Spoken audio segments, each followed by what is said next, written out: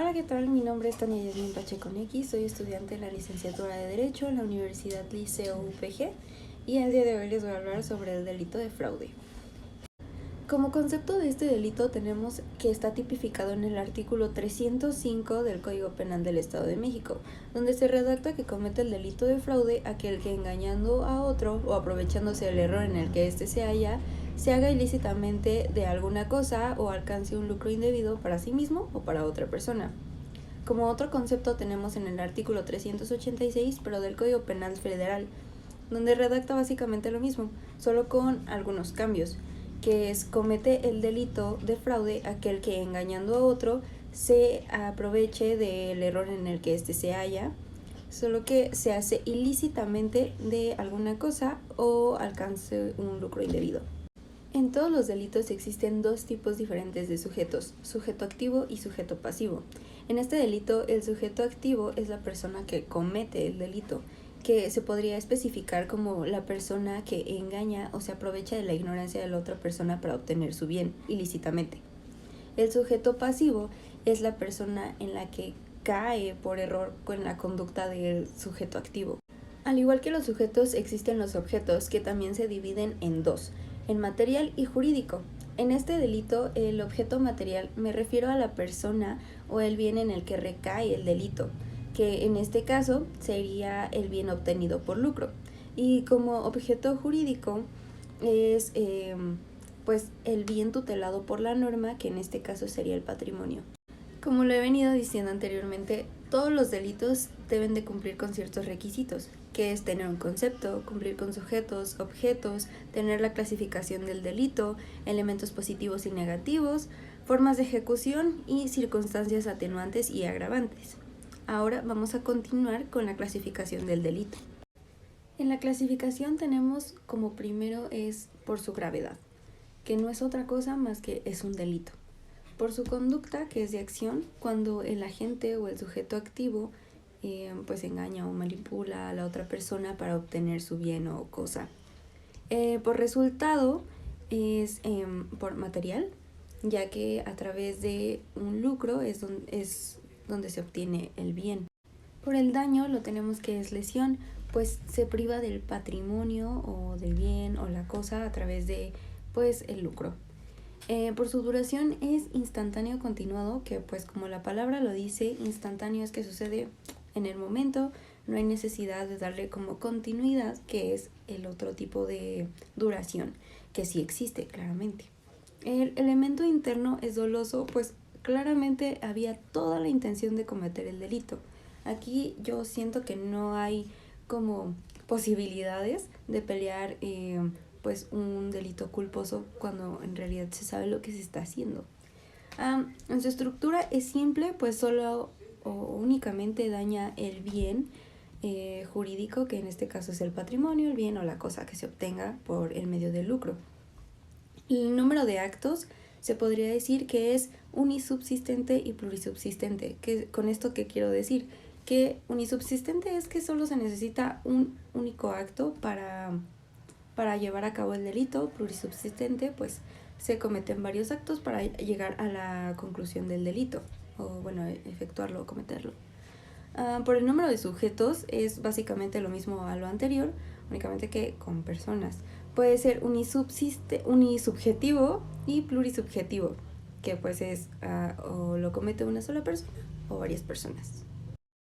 Ahora pasaré a los elementos positivos y negativos, que es conducta, ausencia de conducta,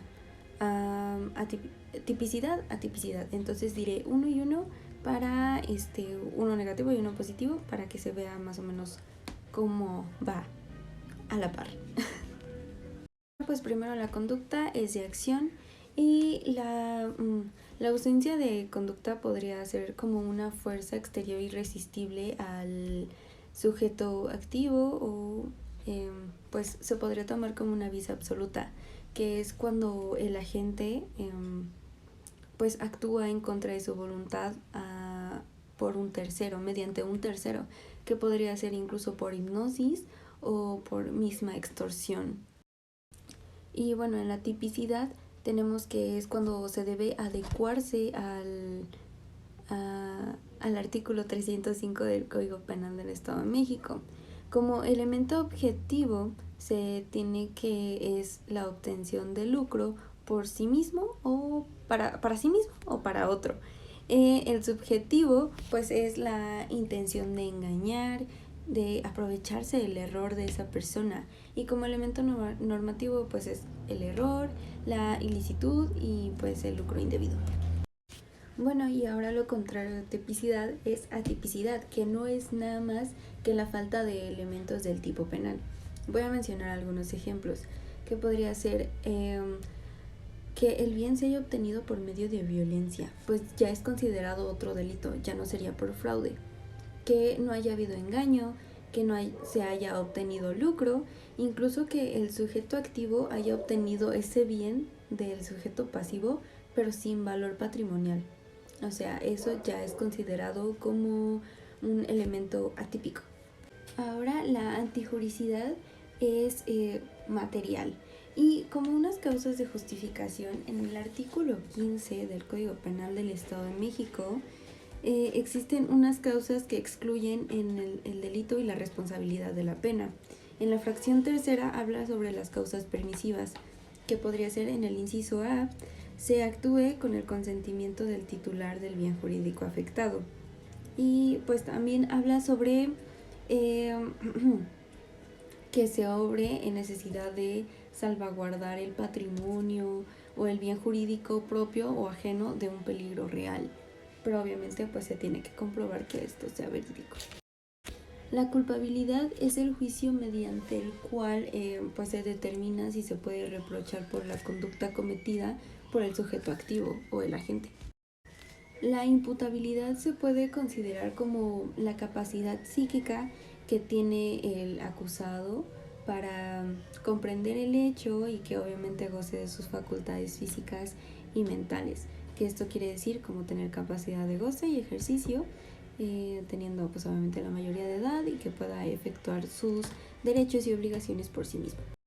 Otro elemento del delito es la inculpabilidad, que prácticamente en el fraude genérico es inexistente, ya que pues se sabe lo que se va a cometer. Ahora, para la punibilidad me voy a apoyar en el Código Penal del Estado de México. En el artículo 307 vienen las diferentes fracciones donde se especifica qué tipo de pena le tocaría a este delito, dependiendo la gravedad del asunto. Este apartado o este artículo 307 del Código Penal del Estado de México cuenta con 6 fracciones, pero por ahora únicamente les voy a leer las primeras 4. En la fracción primera dice que de 6 meses a 2 años de prisión o de 30 a 60 días multa cuando el valor de lo defraudado no exceda de 15 veces al valor diario de la unidad de medida y actualización vigente. En la fracción 2 dice que de 1 a 4 años de prisión o de 40 a 100 días multas cuando el valor de lo defraudado exceda de 15, pero no de 90 veces el valor diario de la unidad de medida o la UMA y actualización vigente. En la fracción 3, de 2 a 6 años de prisión y de 50 a 150 días multas cuando el valor de lo defraudado exceda de 90, pero no de 600 veces el valor de la UMA. Y en la fracción cuarta, de 4 a 8 años de prisión y de 100 a 200 días multa cuando el valor de lo defraudado exceda de 600, pero no de 3.500 veces el valor de la UMA y de actualización vigente. Como otro elemento negativo de este delito son las excusas absolutorias, que afortunadamente en este delito no existe ninguna excusa absolutoria o que lo absuelva de cumplir con la pena. Por último, circunstancias atenuantes y agravantes en este delito no existen, son inexistentes afortunadamente.